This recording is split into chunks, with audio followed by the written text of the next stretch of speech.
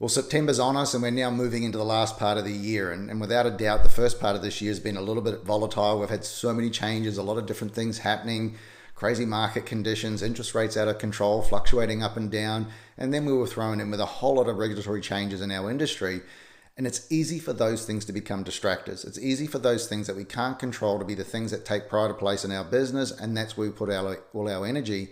The advice I want to give you is to stop it. Take a backward step. Have a look at your business. What are the things you can actually control? What are the things you can really control the outcome on? Think about your past clients. Think about your processes. Think about the systems that you operate in your business. Do you have the ability to refine them, improve them, control more outcomes? That's where I want you to focus your energy, because that's the only thing that we have the ability to have an impact on at the moment. We don't have the ability to change a lot of the things that are happening in the marketplace, but we do have the ability to adapt effectively to make sure that they become things that we can use on a regular basis without them being too much of an issue. The second thing I want you to focus on, and this is something I think is going to be a fundamental change we need to make in our business, and I personally believe for many years we've been a little bit of a one-trick pony. When we go to list a property, this is my listing strategy, this is what I do. And they either choose it or they don't. Just depends on what that client wants. And same on the buying side. That's always been very, very similar. I find a buyer, take them, show them properties, and then we go along with the process.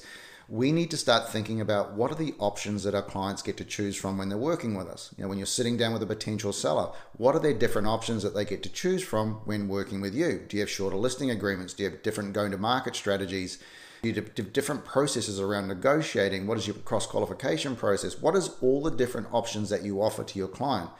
And something that I've always learned in my career is the more options I can give you, the more likely you are to choose one.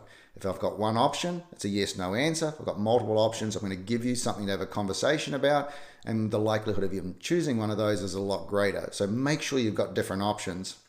And when you're sitting down with a client, give them something to choose from. I used to love sitting down with the clients going, here's all the different marketing strategies and options that I have.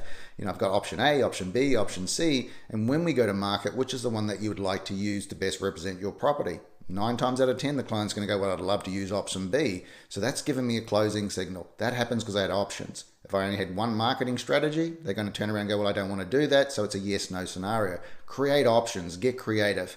Get curious, start asking some questions, and really start determining what is the best value that we can give to our clients.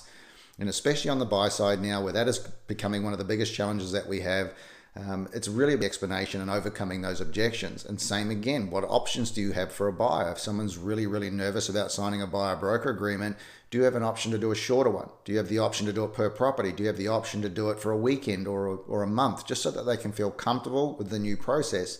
Because if you feel uncomfortable with it, I assure you the consumers do as well. So our job is to mitigate that confusion, make them feel more comfortable with it, and just show them it's just part of the process. It's a new regulatory change. It's just what we're all going to have to deal with. And if we can actually work out different ways and different options of presenting this to our clients, it's going to be way less of an issue than we want to make it. So think about being creative, think about creating options, and make sure that you're prepared for every single situation that's going to come up in your business. And I assure you it's going to create more opportunities than you've ever had, because your competition is going to get a little less. People are going to start understanding what true value is. And as this market starts to go through these shifts, people are going to be very, very conscious about who they choose to work with. We just want to make sure that you're one of those options and you get considered for the opportunity every time someone you know is doing something in real estate. So keep it in mind. Like I said, dig into some options. September's upon us. We've only got a few months left of the year to start getting really productive. Really start deep, start focusing on those things you can control, and let's set us up well to finish the year strong and have an incredible 2025.